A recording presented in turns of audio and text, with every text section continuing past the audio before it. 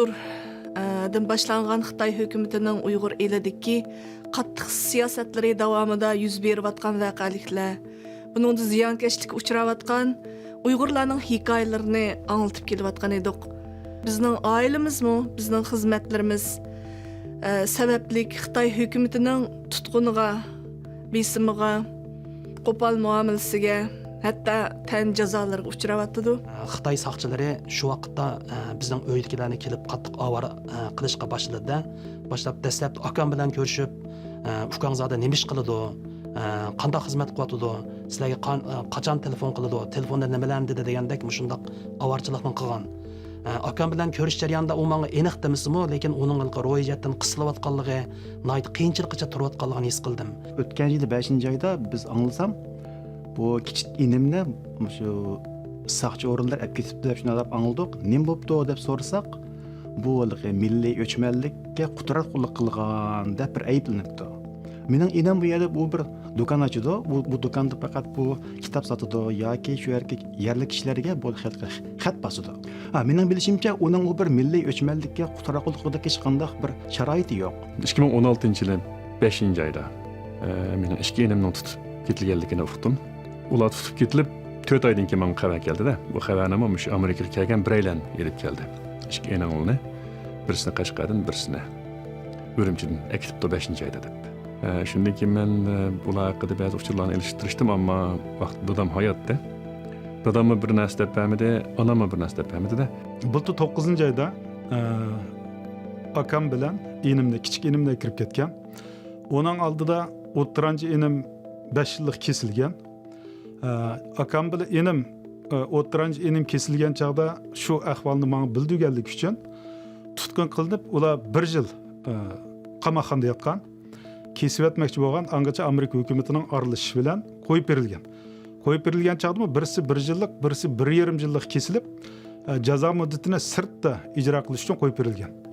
Men yaqinqi kunlarda texi boshqa kanallar orqali shu bizning oiladan 16 kishininki tutilganligini, ham tarbiyalash markaziga elib ketilganligini uqdim.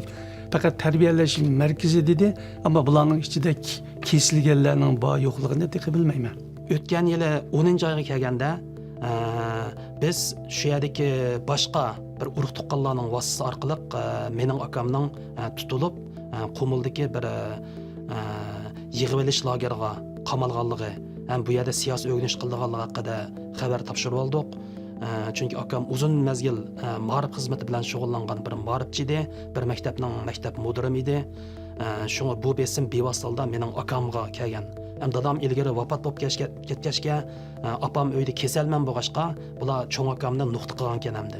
Mening oilamga kelsak, oilam bu yil, ya'ni 2018-yili 2-oyning 1-kunidan boshlab apam, dadam, yana 20 necha urug' tuqqanlarimning Xitoy hukumati tarafidan bir kechida, ya'ni 2-oyning 1-kuni G'ulja va Urumchidan tarbiyalash markazlari va turmalarga elib ketganligi haqida uchur oldim. Shu vaqtning o'zida dadam doktorxonada davolanayotgan edi. Apam yengilatiqi butun apras qilganligi sababidan doktorxonadan uyga chiqib aram olayotgan edi. Mushundaq kasal holatdagi insonlarga qilcha rahim qilmay turib Xitoy doiralarining bularni nega elib ketganligi haqida hech qanday uchur olamadim. Uning oldida inim Qaysar, birdan bir qarindishim Qaysar Abduqayim, ya'ni 9-oyning 28-kuni Xitoy soqchilari tarafidan men sababli elib ketilgandan buyon hozirgacha xabar yo'q edi. Bizning keyin anglag'imiz faqat shunda 2 oy o'tgandan keyin shu yerdagi sud mahkamasi inimga 6 yillik qamoq hukm qilibdi.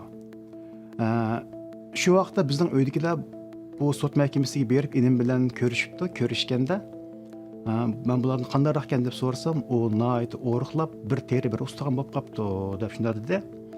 Demak, endi 2 oyning ichida shunday bo'lib qolgan bo'lsa, endi 6 yildan keyin bu yerdan saq chiqamdi, chiqmamdi, biz buni bilmaymiz. Yani bir enim Urumchida, Urumchilik enimni 5-oyninki oxirlari akitibdi ekan. Shu 5-oyning 20-yillari bo'lsa kerak. Bu Abduqodir Juman. Bu enim bu 2-qatim turmaga kirishi, u enim 2009 yılı 5. yıl vakasından keyin turma kirgen 3 aydan keyin 4 aydan keyin koyup berilgen ama hiç qanday cinayet atılmagan. Bu da onun ikinci qatım kirişi. O şu 5 ayın yağı Ürümçilik'e birinci tutup turuş merkezde.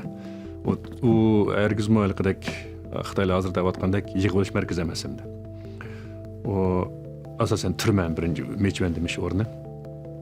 O inimni bazı dostlar yoklap keptimish, kimler yoklap kelganini bilmayman, ama 15-6 ayını aldı gap hozir kelgichi bir uchur kelmedi. Mening singlimning yo'ldishine kirib ketdi. Endi yaqinqi uqishimda akamning 2 balasini, 2 o'g'lini kirib ketdi. Eng yaqinda hatta biz bu ahvolni xabar qilib bildirgandan keyin 2 inimning ayolini kirib ketdi. Shunda olganda jami 7 kishi hozir tarbiyalash, 6 kishi tarbiyalash markazida, birisi turmada. O'tgan yili 5. ayning oxirlari shu yerdagi saqchi o'rinlari bizning uyga beribdi 2 saqchi. Ondan bo'lib shu yerda mening singlimga debdi, sen bizning hozir rasmimizni tatib, shu Amerikadagi akangga avatib bergan. Ular shuni unutmasinki, biz bu yerda xalq saqchilari bor. Sening akangning tuqqanlari ham mishadi bor deb mush yerni debdi. Endi shuni qarab biz o'yladik, bu butunlay bu endi butunlay bir nihoyat yumshoq shakldagi bir o'chilish harakati deb shunday qo'yildik. 2015 yılı deyman. Bu şu G'ulja viloyatlik davlat bexatarlik idorasining odamlari bir kechasila opamning uyiga kirib G'ulja shahrida o'ltirdi. Aqtirish bağlılığını keyin anladım ben. 1 yıldan keyin başkalarını anladım da. Şunu mu haqla telefonda apam bilan so'zlashgan vaqtimda menga deyishtin, qo'rqib bilan ne demabdi-ki, kirib putu uyini ostin ustin qilib, shu vatvarigini chiqirib, putu rasmlarni aqtirib, oldigan narsani ilib, ashunda qilib, uydagilarni shunda apamni cho'ng qo'rqitibdi-ki, o'zining yurak kesilyapti. Ashuningda ochiq kelib ketib, apamning o kelgan saqchilar bilan zakıllashiblar bilan ashada og'rib qilib, doktorxonada 1 oyda yetib chiqqanligini keyin angladim, o'zining yurak kesilib bor. Keyin opamga telefon qilsam, opamni shu jarayonda 3 qatim izlab kelibdi. Bir kashqurun tuyuqsiz shu uyda yolg'iz o'tirgan chaqda 2 ayol, bir Xitoy bilan bir Uyg'ur saqchi, unga bir er saqchi 3 kirib, ta'did aralash nurg'un gaplarni qilib, agar o'g'ling yana davomli mush xizmatni qilgan bo'lsa, yana bir ay telefon qilgan bo'lsa, sizlarning oqibatingiz yaxshi bo'lmaydi. Yama yeri endi mening dadam shu o'tgan yili oktyabrda tugab ketdi, oktyabrninki 18. Men 28 xabar topdim. Inrim dadamning tugab ketganidan xabar yo'q. Mening yuragimni ezdirayli. Ular o'zininki balkim Qashqarga enim dadam bizning uydan araliqi 20 soatlik, 1 soatlik araliqda bo'lsa-mu, ammo hozirgacha o dadamning tugab ketganligini men bilmaydim. Mushning o'zi bek esingishli bir ahvol. Endi ularning taqdiri nim bo'ldi, buni men haqiqatan hozir hech qanday uçur olamadim. Odam haqiqatan andishaga soldi. Opam nim bo'lib ketdi. O'zimning oilasidagi tog'amninki bolalari nim bo'lib ketdi. Bu odam ishongisi kelmaydigan bir vaziyatga kelib qoldi bu ahvollar. Buning uchun dunyoda birisi chiqib, bir nima deyish kerak bunga.